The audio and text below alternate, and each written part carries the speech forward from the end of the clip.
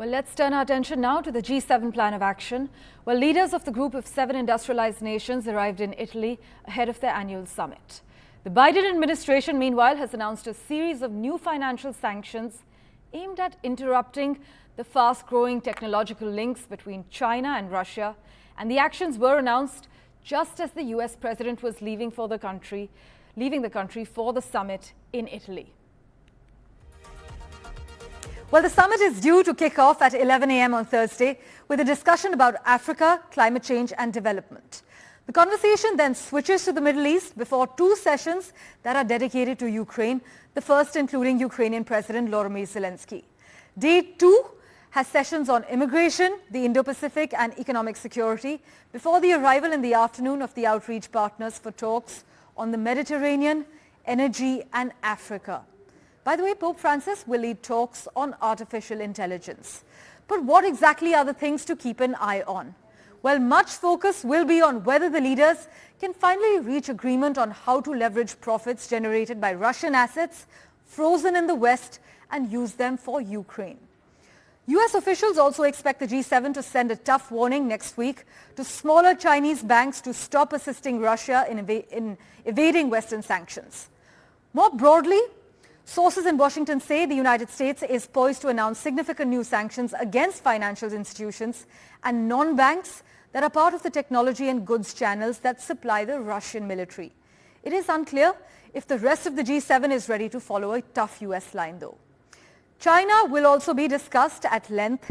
The leaders are likely to issue a statement expressing concern on Chinese industrial overcapacity and will also look at the possibility of imposing additional measures to level the field with heavily subsidized Chinese companies. Again, the United States feels much strongly about this than some EU nations.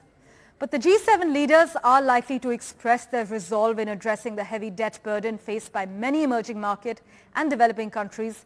But it is not clear what this commitment will mean in real terms, because Italy is still pushing for an accord on a global minimum tax on multinationals, even if it said last month that a deal would not be finalized by June as previously planned. So officially, the summit runs until the 15th of June, but US President Joe Biden is flying out on the night of the 14th, and the only official item for Saturday at present is the closing news conference of the host, the Italian Prime Minister Giorgia Meloni, plus a number of bilaterals for remaining leaders. Meanwhile, our Prime Minister will leave for Italy to attend the 50th G7 Leaders Summit. It will be his first trip abroad after assuming charge as the Prime Minister for the 3rd term. My colleague Vishnu Shom has touched down in Bari. Here are the latest updates from Ground Zero for you. I come to you from Bari in the southeast of Italy. In a couple of hours from now, the Prime Minister will be travelling to about 50-60 kilometers away from where I am in the Apulia region. He's over here as a special invitee for the G7 talks. The G7 grouping is one of the most important groupings anywhere in the world. It's composed of the foremost powers. But over a period of time, the nature of the economic existence of India has changed drastically. For example, India now has a larger economy than Canada, the host Rome, and also France. And therefore, given the role of India as being a leader in the global south, India has been called time and time again to be a part of the G7. It's important this time around because it's the first time that the Prime Minister is visiting a country after being sworn in recently for his 3rd consecutive time. What is he going to be talking about? Well, there are several key issues. The Indo-Pacific region, and that's an area that concerns India greatly. We always champion Indo-Pacific security and safety. Concerns over Africa.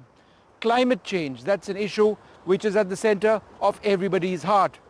There's the entire issue of environment, migration patterns, illegal migration, and artificial intelligence. So those are themes that the G7 is looking at this time around.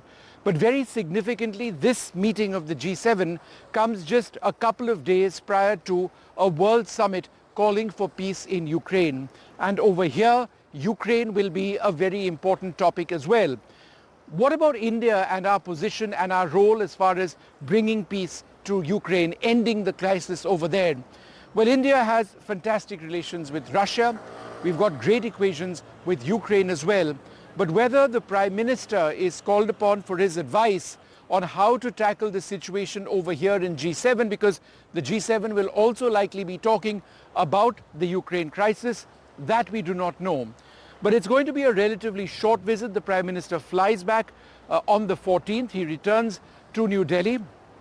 And in a sense, this visit of the Prime Minister, which is very important in terms of profile, has of course been entirely overshadowed by the immense tragedy where dozens of Indians have lost their lives in Kuwait. But we'll be tracking this move very, very closely. In case you were wondering why I am quite far away from where the G7 summit is being held, it's because that entire area with so many world leaders coming in has been declared as an absolute red zone. So the media access is actually 60 kilometers, think about it, from where it's all going to be taking place. That said, we will be bringing you footage of the Prime Minister as he arrives and in his important meetings.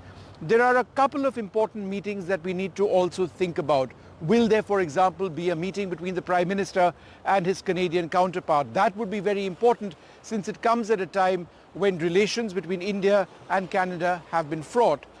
One of the issues which has been a big dividing factor in terms of those relations is the entire issue of Khalistani supporters being allowed to go about their business in Canada. In fact, in Brindisi, which is another city not too far from where I am now, there was a statue of Gandhiji which was being constructed, which was actually defaced quite recently in the last couple of days, and there were Khalistani slogans which were put on. That's been cleaned up now.